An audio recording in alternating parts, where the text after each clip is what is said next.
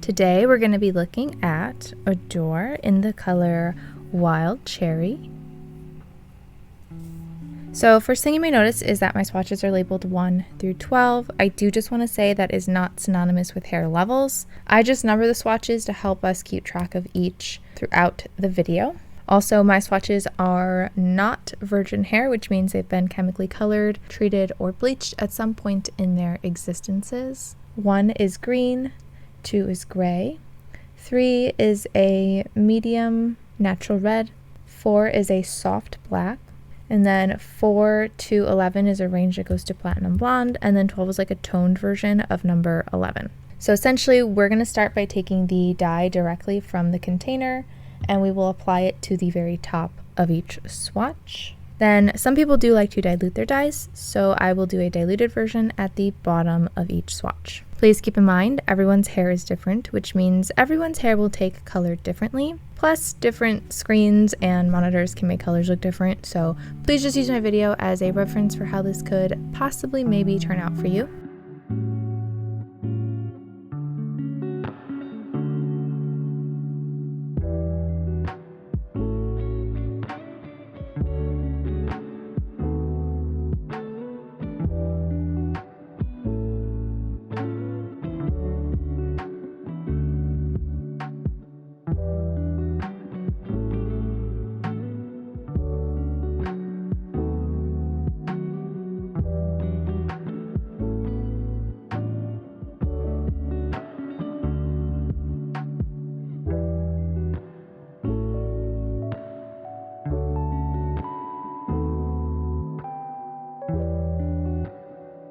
For the diluted section, we're doing an 8:1 ratio. I do get questions sometimes about what diluter is. My easy answer is that it's something that lightens the color of a semi-permanent dye. Some brands do make their own version of a diluter, which I do recommend using if you can, but to keep the consistency between all my brands and colors, I just do a plain white conditioner as my diluter.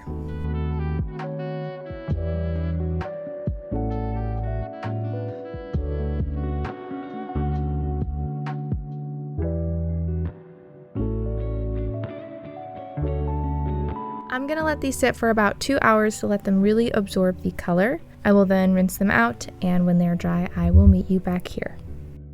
Once again, I just want to remind everyone that my swatches are not virgin hair. Virgin hair tends to be less porous, which means it can struggle to take and hold on to semi-permanent color at times. That can be especially important to know when a majority of my swatches do take a color, because if your hair has never been chemically treated, like with a box dye or anything, there's a good chance that your hair won't take it as much as my swatches did. But I will say, if you are attempting to color your hair, something like this would probably be a better choice because it seems to be quite pigmented. Overall, the color by itself, I would say, is a deeper cherry. So it has a little bit of that coolness that you see in like a Merlot kind of color. When I hear cherry, I was expecting it to be a little bit lighter, and maybe you would agree with me, but it does definitely have a very black cherry kind of vibe. And if you dilute it, it definitely has more of the like traditional cherry kind of color. So you get the best of both worlds with this. Number 1 was my green swatch originally. That one actually, I would say, turned out probably the coolest in undertone. Red and green are somewhat like opposite of each other, so they can tend to cancel each other out in some ways. So you get to see a lot more of those like cool, almost purpley red tones coming through on the green. And it did cover on both the top and the bottom, which again seems to be a quite pigmented dye. So I love that. If your hair is a little bit darker green, I would still do a strand test just to make sure. But I would say the more green it is, the dustier it probably will look. Like you'll get a little bit less saturation. 2 was our gray, which also falls in that very cool undertone category. It's just not as cool tone as the green. But when I look at it next to the platinum blonde, I definitely see a lot more warmth in the platinum blonde than I do on the gray. The gray one's just starting to lean a little bit more towards the fuchsia, I would say. It's just a touch more cool. It's really not a huge difference though, at least on my swatches. The natural red is quite interesting, especially on the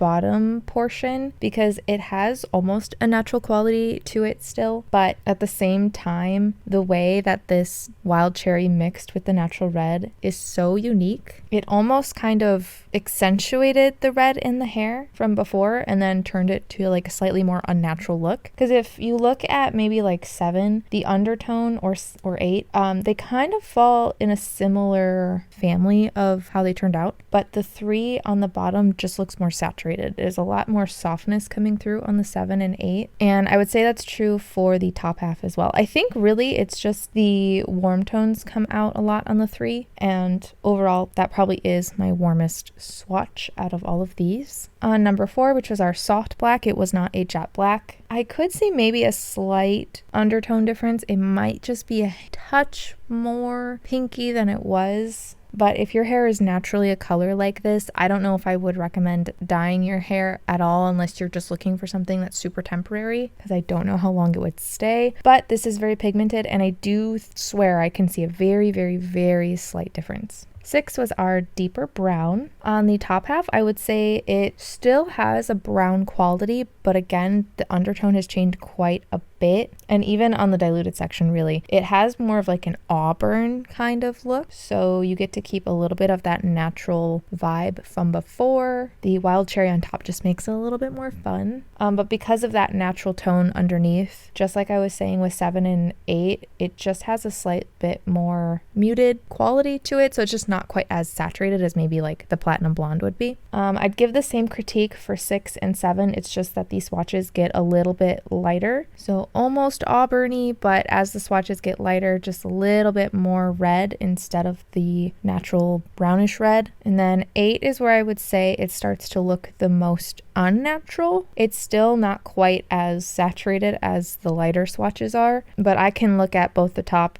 and the bottom and say like that looks just like a fun red kind of color instead of being more natural. And then interestingly, as the swatches go from 9 to 10 to 11, they get more saturated, so it starts to look less muted. But I think the swatches are able to actually absorb the color better as they get lighter, so the top half actually gets darker. So 11 and maybe even 12 are the darkest swatches if we're looking at the direct dye portion. And then as the swatches get lighter for the diluted section, it actually almost has kind of like a strawberry pinky red vibe. If we look at it as a red, it's very, very cool. But if we look at it as a pink, it's very neutral. It kind of falls perfectly in between. I would assume though, as it fades, it probably is going to look more and more pink though, because of how cool the undertone is. And then oftentimes I like to say that my number 12 swatch falls between 11 and 2. Would totally agree with that. It's a little bit more cool tone than 11, but not as cool tone as 2. And I would say you don't really need to tone your hair for this unless you're looking for this specific shade. But if you're looking at the direct dye portion, they look very, very similar. It's kind of hard to tell the difference until you dilute them. So it is a matter of preference. So as for comparisons, this is unique to my collection. I don't have anything similar really at all. So I usually like to do 2 comparisons. So I'm going to do one darker comparison and one lighter comparison. I actually don't have a lot of dark reds. So for the darker comparison, we're going to look at the color Luxe dye in the color Sangria. This is comparable to number 12, 11, 10, and comparable to number 9.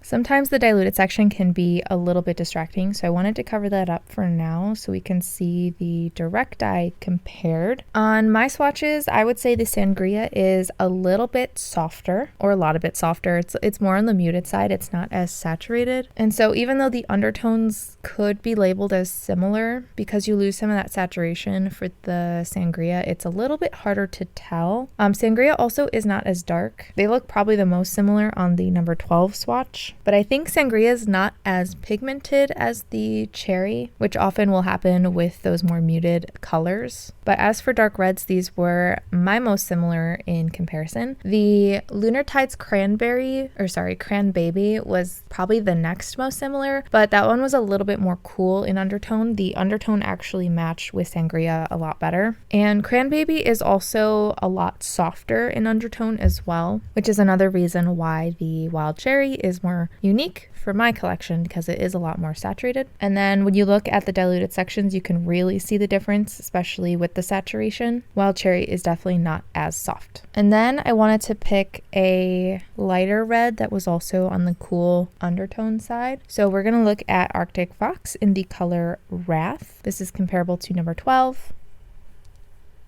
number 11, number 10, and comparable to number 9. So obviously looking at the direct eye portion, they're not really similar at all. I know Arctic Fox Wrath is quite popular though, so I thought it would also be a good comparison, and it's one of my most cool undertone reds. And actually looking at the diluted sections, Wrath actually is a little bit more cool in undertone, at least when you dilute them. All right, I moved them down so we can look at the comparisons with the direct dye and the diluted section. So obviously as you dilute something, it's not going to have as much saturation as the direct dye. So interestingly, the cherry looks a little bit softer compared to Wrath, but this is diluted compared to direct dye, direct pigment. On some of the swatches, I do see slight differences. I think over the platinum, they look pretty similar. Obviously, again, diluted is going to be a little bit off, but I still think I see a little bit more coolness in the Wrath over like 9 and 10 and even 12, honestly. So it seems like the Wild Cherry is just a touch more warm compared to Wrath, but it is again very minor. So you could always use Wild Cherry to dilute it and get a lighter red with it instead if you didn't want the super dark red but you liked the undertone. So now I'd like to look at the before and after clips, which those and everything past this point in the video is all going to be done in natural lighting.